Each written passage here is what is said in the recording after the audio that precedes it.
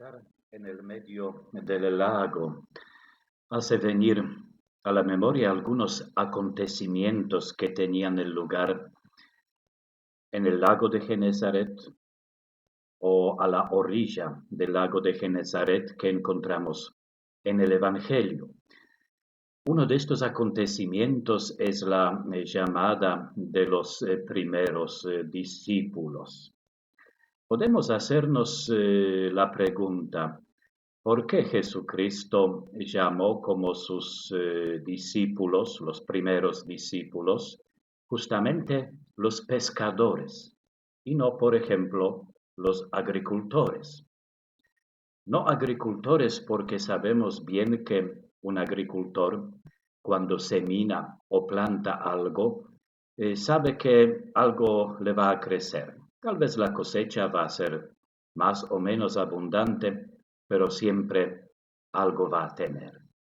En cambio, los pescadores, saliendo en alta mar a pescar, nunca sabían cómo va a ser la pesca, si va a ser abundante o escasa, o incluso si tal vez van a pescar algo, porque no pocas veces sucedía que regresaban de la pesca con redes vacías.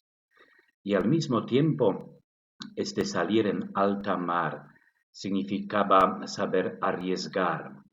No solamente el hecho de poder no pescar nada, pero también todos los peligros que se podían encontrar en alta mar. Así, por ejemplo, cuando se desencadenaba la tormenta, uno arriesgaba perder no solamente el barco, pero incluso perder su propia vida. Por eso los pescadores estaban más preparados para esta misión del comienzo. Estaban más preparados porque sabían arriesgar, pero también tenían que saber confiar en Dios, porque no todo dependía de ellos. Por eso parece que era tan importante justamente esta preparación, tener esta actitud de arriesgar por un lado, pero por otro lado también saber confiar en Dios y no tanto en sí mismos.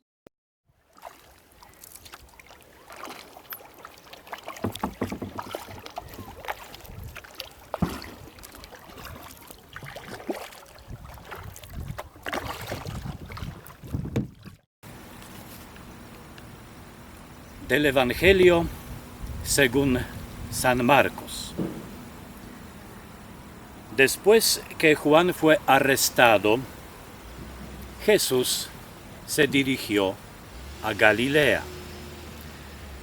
Allí proclamaba la buena noticia de Dios, diciendo: el tiempo se ha cumplido. El reino de Dios está cerca. Conviértanse y crean en la buena noticia. Mientras iba por la orilla del mar de Galilea, vio a Simón y a su hermano Andrés que echaban las redes en el agua porque eran pescadores.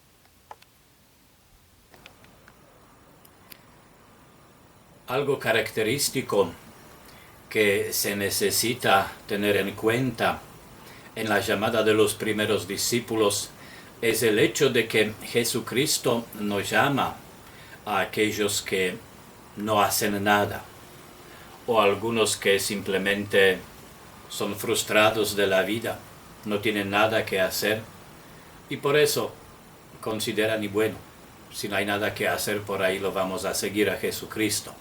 Todo lo contrario, cuando Jesucristo llega a la orilla del mar de Galilea, del lago de Genezaret, justamente encuentra estos hombres, estos pescadores trabajando, haciendo algo. Son personas que algo quieren de la vida, buscan el sentido de la vida, ponen todo su esfuerzo para ganar algo.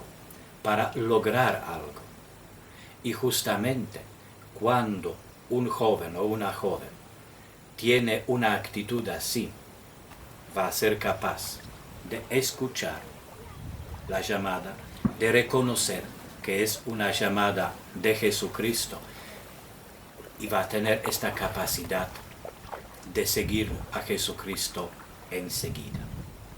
La llamada de Jesucristo no es para los perezosos, no es para aquellos que miran a sí mismos como si fueran los narcisos, que ellos son los dioses. No es tampoco para aquellos que calculan que voy a ganar con eso, vale la pena, no vale la pena, por ahí por un tiempo voy a seguirlo a Jesucristo y después igual hago lo que quiero o tal vez sigo no haciendo nada. No, la llamada de Jesucristo es dirigida siempre a aquellos que quieren algo de la vida.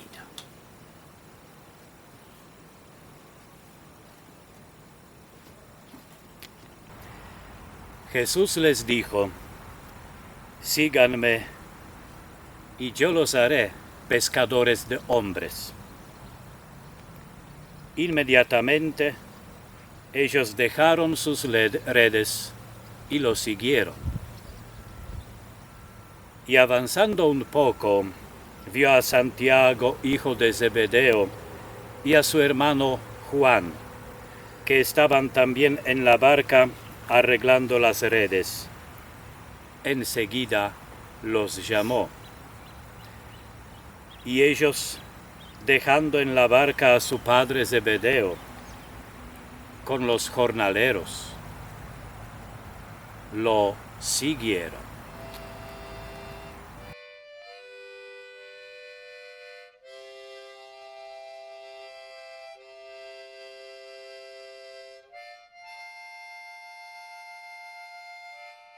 En la llamada de los primeros discípulos, en el Evangelio según San Marcos, lo que llama la atención es esta inmediatez del seguimiento de Jesucristo. Esta inmediatez que podemos decir exige el mismo Jesús. Vale la pena hacerse la pregunta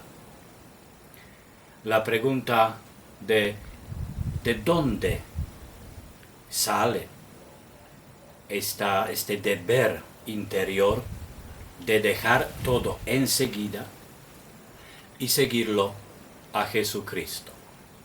Y justamente acá parece que entramos en lo que podemos llamar el misterio de la creación, el misterio de la llamada a la existencia de cada persona. Porque justamente aquel que dirige esta invitación de seguirlo es el mismo Dios. Entonces es aquel que llamó a la existencia estos mismos hombres que ahora escuchan esta llamada y la reconocen enseguida, porque en realidad parece que estas palabras de Jesús no solamente llegan al oído. Y acá parece que las palabras de Jesucristo en realidad llegan a lo más profundo, al más profundo interior de estas personas. Podemos decir allá donde lo definimos como ánima, como la esfera espiritual de cada ser humano. Y justamente allá llega la invitación que Jesucristo dirige y en realidad les está leyendo en voz alta aquello que él mismo como Dios inscribió en el interior de su alma, allá donde podemos decir tenemos la vida espiritual. Y justamente esta compatibilidad de lo que el ser humano tiene escrito en su alma con las palabras de Jesucristo, que enseguida reconocen, eso es lo que es nuestra misión, eso es lo que es nuestra vida. Por eso parece que esta es la razón por la cual los primeros discípulos, Simón, Andrés, Juan y Santiago no tienen ningún problema de dejar todo y seguirlo a Jesucristo.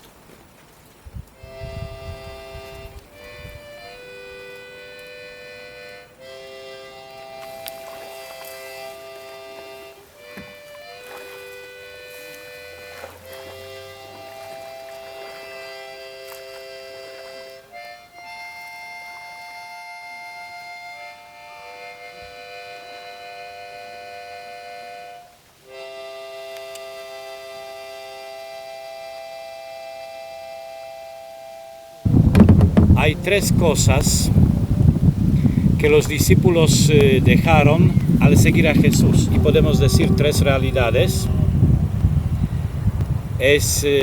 Son las redes. La segunda son los barcos. Y la tercera, una sorpresa, el padre de Juan y Santiago. En la llamada de los primeros discípulos aparecen tres elementos importantes, tres exigencias que los discípulos tenían que dejar. El barco es el símbolo de la seguridad social, podemos decir de prestigio en la sociedad entre los pescadores, porque tener su propio barco significa como ser propietario de una empresa, entonces tener una cierta posición entre los pescadores. El segundo elemento, las redes, entonces las herramientas que servían para recoger las peces, ganar el pan de cada día y tal vez algo más. Las redes significan justamente las posibilidades, las capacidades, nuestro humano esfuerzo, con el cual sabemos muy bien que muchos llegan a ganar mucha plata y convertirse en hombres muy ricos. El tercer elemento o tercera realidad es la que más cuesta entender y aceptar por qué los discípulos tenían que dejar para seguir a Jesucristo. Era el padre de Juan y de su hermano.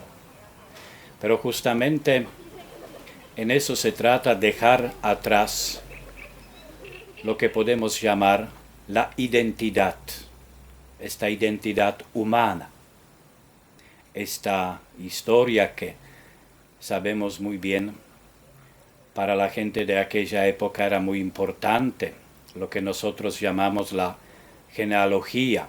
Entonces eso que uno proviene de un linaje, que muchas veces se buscaba no solamente personajes famosos, pero sobre todo era la cuestión de la descendencia del linaje de los hijos de Israel.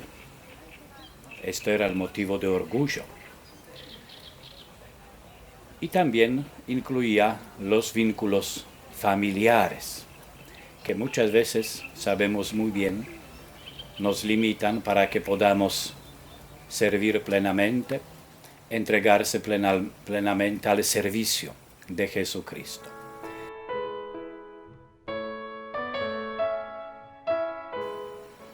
Los dos hermanos, Juan y Santiago, como sabemos del Evangelio según San Marcos, para seguirlo a Jesús tenían que dejar su padre.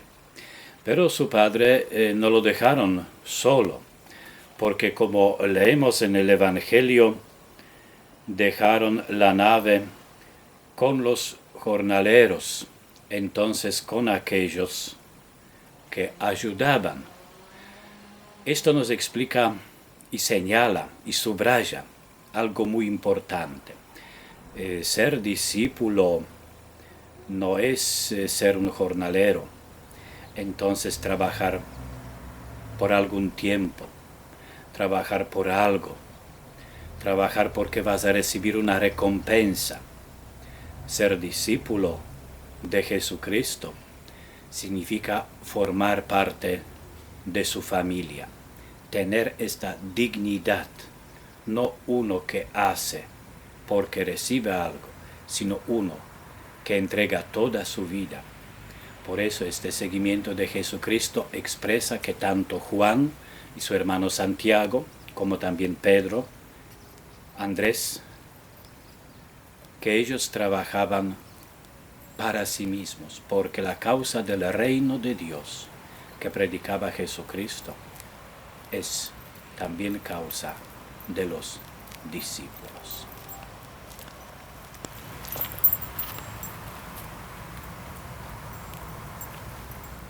Y estas tres cosas que simbolizan las tres realidades que los primeros discípulos tenían que dejar para seguir a Cristo, son como una condición indispensable para poder realizar en su vida este llamado que viene de Cristo para seguirlo.